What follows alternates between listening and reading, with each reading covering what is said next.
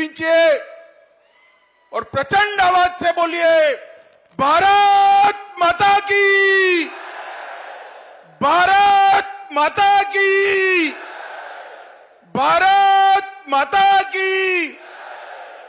ये मीडिया वाले जरा सेट कर नीचे बैठ जाओ, बहुत टाइम के बाद मैं नांदेड़ आया हूं भाई, जरा सेट कर बैठ जाओ भैया प्लीज। अरे बैठ भी जाओ यार।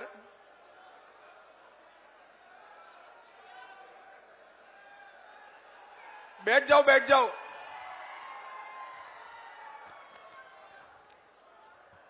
मंच पर उपस्थित महाराष्ट्र के दिग्गज नेता, जिन्होंने अपने मुख्यमंत्रित्व के काल में महाराष्ट्र को देश में एक नंबर पर लाने के लिए बहुत बड़ा प्रयास किया, ऐसे हमारे नेता श्री देवेंद्र फडणवीस जी, महाराष्ट्र भारतीय जनता पार्टी के अध्यक्ष भाई चंद्रशेखर बावनकुळे जी, श्री भगवतराव कराड़ जी, आज जिनके निमंत्रण पर मैं आया हूं, ऐसे प्रताप राव पाटिल चिखलीकर जी, श्री सुधाकर राव श्रृंगारे जी, अतुल सावे जी, गिरीश महाजन जी, हमारे पूर्व मुख्यमंत्री उत्तराखंड तीरथ सिंह रावत जी, विधान परिषद के सदस्य प्रवीण देरेकर जी, उपस्थित सभी आमदार खासदार महोदय, और आज नांदेड़ की इस विशाल जनसभा में मोदी जी के समर्थन के लिए आए हुए प्यारे भाइयों बहनों माताओं और मेरे जिगर के टुकड़े जैसे युवा मित्रों, सबसे पहले मेरे साथ शिवाजी महाराज के नाम का जयकारा लगाएंगे। बोलिए मेरे साथ, जय जय जय जय जय भवानी, जय जय जय जय जय शिवाजी।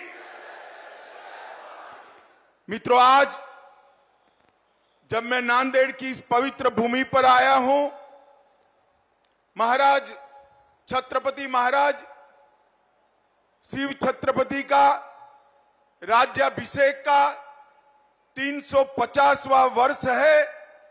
मैं शिव छत्रपति को मनपूर्वक प्रणाम कर मेरी बात की शुरुआत करना चाहता हूं। ये नांदेड़ की भूमि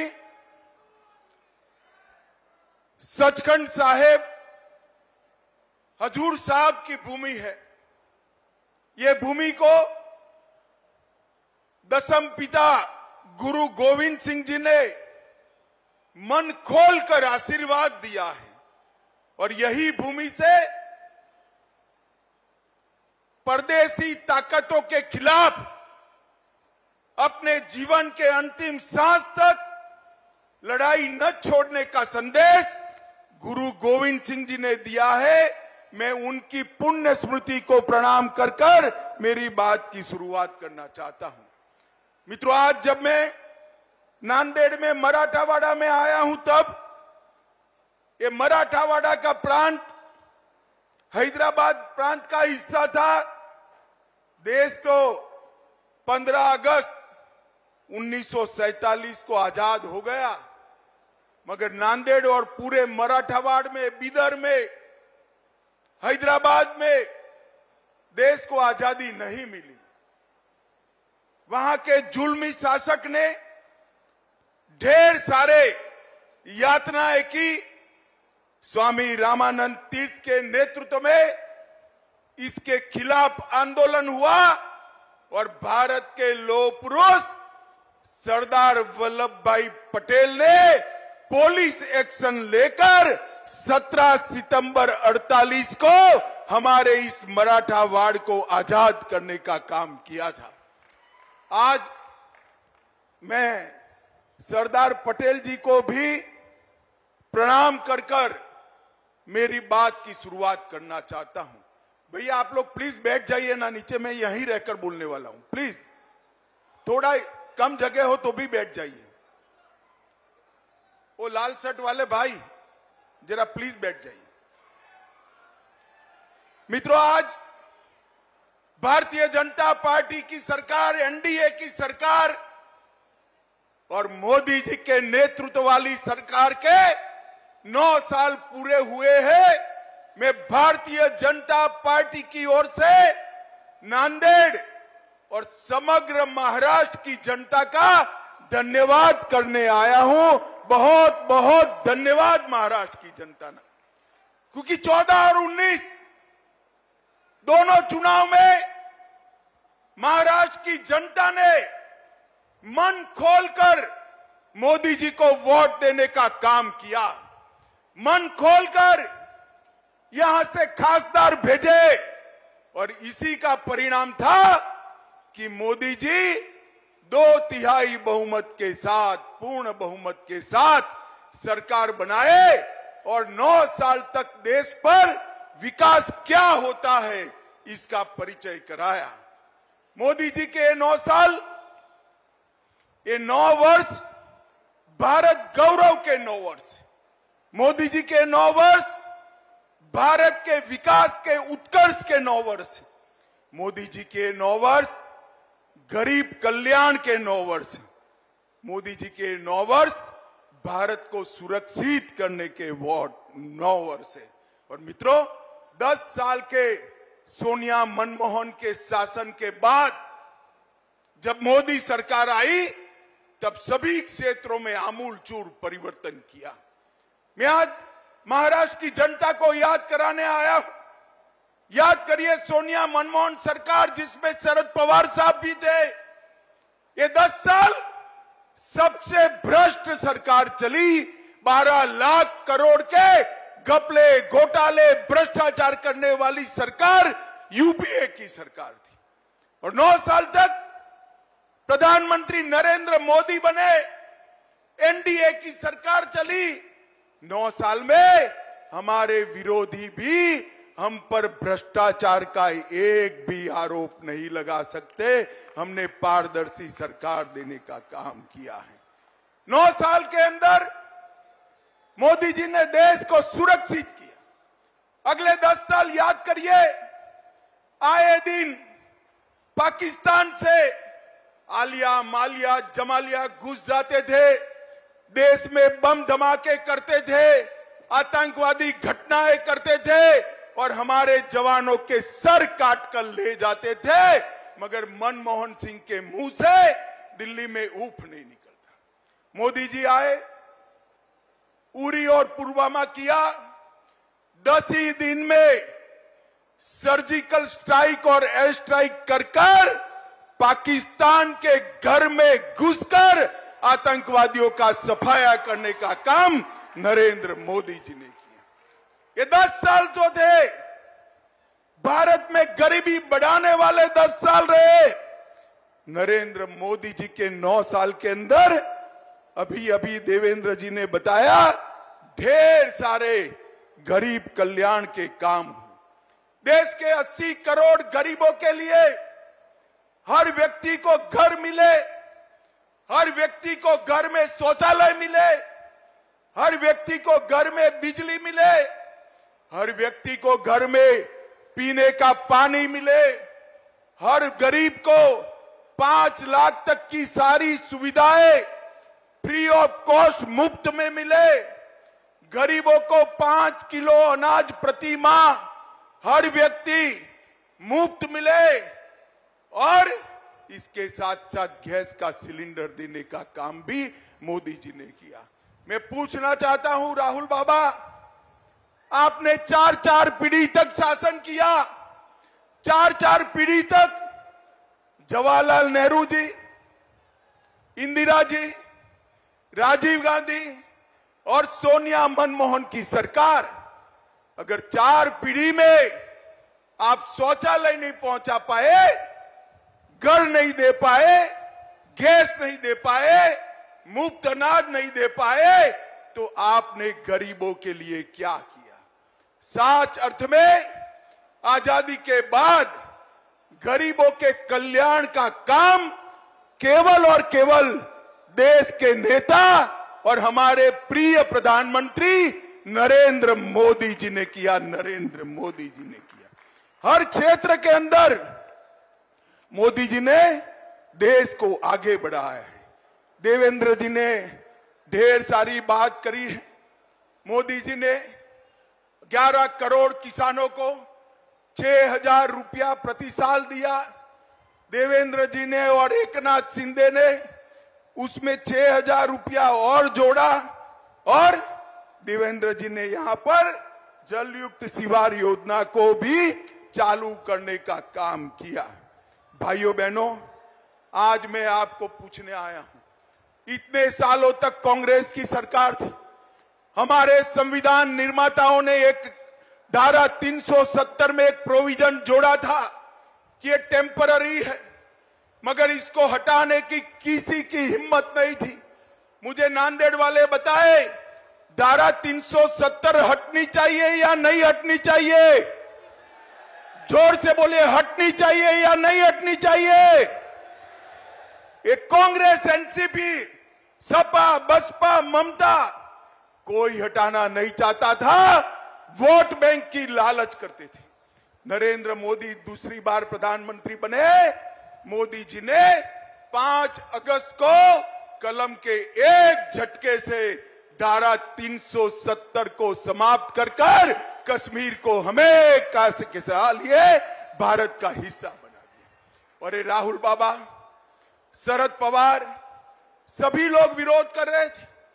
कहते थे आसाम में, कश्मीर में खून की नदियां बह जाएगी। राहुल बाबा, खून की नदी छोड़ो, किसी की कंकर चलाने की भी हिम्मत नहीं हुई है, कंकर चलाने की। ये नरेंद्र मोदी सरकार है। माताओं, भाइयों, बहनों, मुझे बताओ, अयोध्या में प्रभु श्री राम का मंदिर बनना चाहिए या नहीं बनना चाहिए?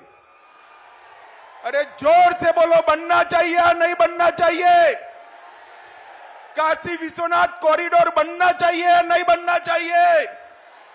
सोमनाथ का मंदिर फिर से सोने का बनना चाहिए या नहीं बनना चाहिए? कांग्रेस के शासन में कुछ नहीं होता था। नरेंद्र मोदी जी ने बाबर ने तोड़ा हुआ वो राम मंदिर फिर से पुनः प्रस्तापित किया। ये राहुल बाबा, मैं भाजपा का अध्यक्ष था, मुझे ताने लगाते थे कि भाजपा वाले कहते हैं मंदिर बनाएंगे मगर तिथि नहीं बताते हैं। मैं आज नांदेड़ वालों को बताना चाहता हूं, नांदेड़ वालों, 2024 में वही अयोध्या की वही भूमि पर भव्य गगनचुंबी राम मंदिर बनकर तैयार हो जाए। नरेंद्र मोदी जी ने देश की संस्कृति और देश के इतिहास का सम्मान करने का काम किया है। नरेंद्र मोदी जी ने दुनिया में देश को गौरव दिलाने का काम किया है। आज देश भर में मोदी जी जहां जाते हैं वहां मोदी मोदी मोदी मोदी मोदी मोदी के नारे लगते हैं। और मित्रों, मैं आपको बताता हूं, ये मोदी मोदी के नारे युवाओं नरेंद्र मोदी जी का सम्मान नहीं है।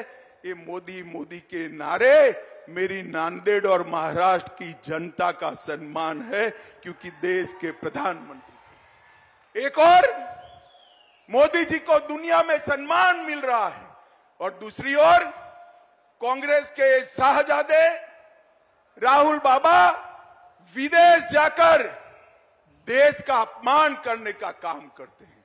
अरे राहुल बाबा, विदेश में जाकर देश की राजनीति की बात, विरोध की बात नहीं करते। ये सालों से परिपाटी है। आपको मालूम न हो तो तनिक सीनियर कांग्रेसियों को पूछ लीजिए। और राहुल बाबा यहां नहीं बोलते, विदेश जाकर बोलते हैं, क्योंकि देश में उनको सुनने वाले बहुत कम बच गए हैं, इसलिए वो विदेश जाकर बोलते हैं। माताओं, भाइयों, बहनों, हर क्षेत्र के अंदर भारतीय जनता पार्टी ने विकास किया है। और यहां पर मैं खास महाराष्ट्र में आज आया हूं। अभी अभी देवेंद्र जी और एकनाथ शिंदे की सरकार बनी, भाजपा शिवसेना की सरकार बनी, धनुष बाण भी शिवसेना को वापिस मिल गया और तय हो गया कि कौन सी शिवसेना असली है। आज मैं महाराष्ट्र की जनता को बताना आया हूं, मैं पार्टी का अध्यक्ष था, मैं और देवेंद्र जी नेगोशिएशन करने गए थे। उद्धव ठाकरे ने स्वीकार किया था कि बहुमत एनडीए को मिलता है तो देवेंद्र फडणवीस भाजपा के मुख्यमंत्री होंगे, महाराष्ट्र के मुख्यमंत्री। और जब परिणाम आ गया, एनडीए जीत गई, तो उन्होंने वादा तोड़ा और सत्ता के लिए कांग्रेस एनसीपी की गोदी में बैठ गई। मैं आज यहां से उद्धव ठाकरे को पूछना चाहता हूं, उद्धव जी, हिम्मत है तो अपनी नीति स्पष्ट करो। ट्रिपल तलाक हटाया, उससे आप सहमत हो या नहीं हो? मैं नांदेड़ वालों को पूछना चाहता हूं, ट्रिपल तलाक हटाया, इससे आप सहमत है या नहीं है? उद्धव जी, आप नीति स्पष्ट करो। राम मंदिर बन रहा है, उससे आप सहमत हो या नहीं हो? मैं पूछना चाहता हूं नांदेड़ वालों को, राम जन्मभूमि पर मंदिर बनना चाहिए या नहीं बनना चाहिए? मैं उद्धव जी को पूछना चाहता हूं, भाजपा की कई सरकारें कॉमन सिविल कोड लाने की बात कर रही है। आप अपनी नीति स्पष्ट करो कि आप कॉमन सिविल कोड चाहते हो या नहीं चाहते हो। मैं नांदेड़ वाले को पूछना चाहता हूं, कॉमन सिविल कोड लाना चाहिए या नहीं लाना चाहिए? जोर से बोले, लाना चाहिए या नहीं लाना चाहिए? मैं उद्धव जी को पूछना चाहता हूं कि भारतीय जनता पार्टी, मुस्लिम आरक्षण नहीं होना चाहिए, ये हमारी मान्यता है। मुस्लिम आरक्षण संविधान सहमत नहीं है, धर्म के आधार पर आरक्षण नहीं हो सकता है।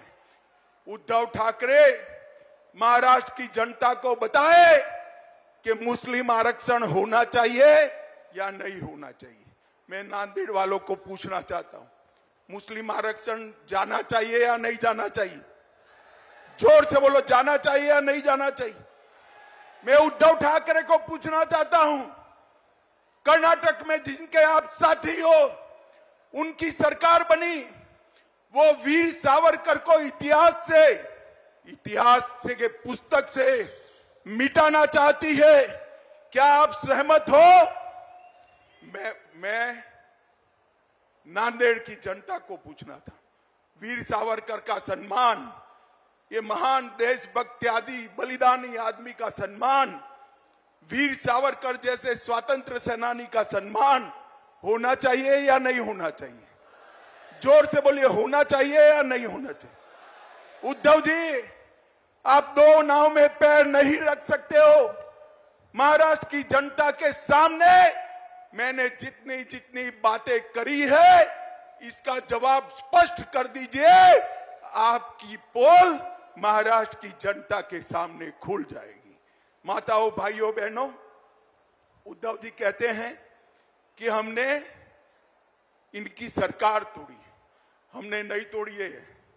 उद्धव जी, शिव सैनिक आपकी शिवसेना की नीति विरोधी बातों से तंग आकर शरद पवार जी की पार्टी से रहने के लिए तैयार नहीं था। उन लोगों ने आपकी पार्टी छोड़ी और आपकी सरकार टूटी। दगा करने का काम, धोखा देने का काम उद्धव ठाकरे ने किया था। मोदी जी के नेतृत्व में, देवेंद्र फडणवीस के नेतृत्व में चुनाव लड़े और मुख्यमंत्री बनने के लिए वो कांग्रेस की गोदी में जाकर बैठ गए थे। माताओं, भाइयों, बहनों, ये 24 का जो चुनाव आना है, ये चुनाव जो आएगा, इसमें आपने फैसला करना है किस देश का प्रधानमंत्री कौन बने, मोदी जी बने या राहुल गांधी बने? जोर से बोले, कौन बने? और जोर से बोलो, कौन बने? और जोर से बोलो, कौन बने? उद्धव जी, आवाज सुनाई पड़ती है तो सुन लीजिए। आप वहां रहकर औरंगाबाद का नाम बदलने का समर्थन नहीं कर सकते, उस्मानाबाद का नाम बदलने का समर्थन नहीं कर सकते और अहमदनगर का नाम बदलने का भी समर्थन नहीं कर सकते हो। आपने महाराष्ट्र की जनता के सामने आपका स्टैंड स्पष्ट कर देना चाहिए। माताओं, भाइयों, बहनों, मोदी जी ने शिक्षा के क्षेत्र में 7 नए ITI खोले, 7 नए IIM खोले, 15 नए एम्स खोले और 390 यूनिवर्सिटी और 700 मेडिकल कॉलेज खोलने का काम भारतीय जनता पार्टी की नरेंद्र मोदी सरकार ने। एक और 65 साल का काम और एक और मोदी जी के 9 साल का काम। पिछले 9 वर्षों में नेशनल हाईवे में 54,000 किलोमीटर जोड़ने का काम मोदी जी ने किया था। मनमोहन सिंह जी 5 शहरों में मेट्रो छोड़कर गए थे, आज 20 शहरों में हो गई। 17 नई वंदे भारत ट्रेन शुरू हो चुकी है। यहां नांदेड़ साहब है, प्रताप राव ने कहा है वंदे भारत शुरू करना, मैं जाकर जरूर रेल मंत्री से बात करूंगा। 74 नए हवाई अड्डे खोलने का काम मोदी जी ने किया है। 11 करोड़ किसानों को किसान सम्मान निधि, जल जीवन मिशन 1.5 करोड़ घरों में पहुंच चुका है।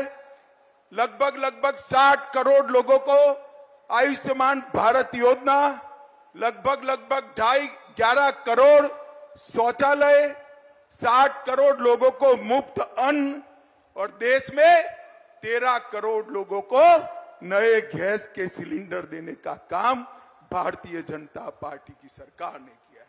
माताओं, भाइयों, बहनों, स्टार्टअप की बात हो, अंतरिक्ष के लिए नई नीति बनाने की बात हो, व्यापार बढ़ाना हो, दुनिया में से उद्योग यहां लाना हो, नौकरियों के मौके बढ़ाने हो, हर क्षेत्र में मोदी जी ने जो कांग्रेस 4 पीढ़ी में नहीं कर पाई वो नरेंद्र मोदी जी ने किया है। और सबसे बड़ा काम किया है मोदी जी ने, हमारे भारत को दुनिया में सम्मान दिलाने का काम किया है। सम्मान, दुनिया भर के राष्ट्राध्यक्ष कोई मोदी को बॉस कहता है, कोई पैर छूता है, कोई ऑटोग्राफ मांगता है, कोई उनका समय मांगता है। ये सम्मान भारत को मोदी जी ने दिलाया है। भारत का परचम समग्र दुनिया में लहराने का काम नरेंद्र मोदी जी ने किया है। और अंत में मैं एक बात कहना चाहता हूं, भाइयों बहनों, बताओ, ये हजारों की संख्या में बैठे हुए लोग, 50,000 से ज्यादा जनमेदनी है, मुझे बताओ, सबका कोविड का टीका, कोविड का वैक्सीन का दोनों डोज हो गया है या नहीं हो गया है? हाथ ऊपर करिए, हो गया है या नहीं हो गया है? 1 पैसा देना पड़ा है क्या? 1 पैसा देना पड़ा है? मोदी जी ने कॉफी पिलाकर सबको वैक्सीन दे दिया। और दूसरी ओर उद्धव जी ऑफिस भी नहीं जाते थे और राहुल बाबा कहते थे तो मोदी वैक्सीन है, मत लो। जब देखा कि सब लेने लगे तो रात के अंधेरे में जाकर खुद उन्होंने टीका लगा दिया। मोदी जी ने 230 करोड़ वैक्सीन के डोज देकर भारत की जनता को कोविड से सुरक्षित करने का काम देश के प्रधानमंत्री नरेंद्र मोदी जी ने किया है। भाइयों बहनों, मुझे बताओ, 24 के चुनाव को 1 साल बचा है, आप क्या चाहते हैं? मोदी जी की सरकार फिर से चाहते हैं क्या? अरे जोर से बोलो, चाहते हैं क्या? नांदेड़ से कमल खिलाकर मोदी जी के पास भेजेंगे क्या? महाराष्ट्र में 45 से ज्यादा सीटें जीतेंगे क्या? नरेंद्र मोदी जी को फिर से प्रधानमंत्री बनाएंगे क्या? तो मेरे साथ दोनों हाथ उठाइए, उठाइए दोनों हाथ और बोलिए जय जय जय जय जय शिवाजी, जय जय जय जय जय भवानी, भारत माता की, भारत माता की, भारत माता की, वंदे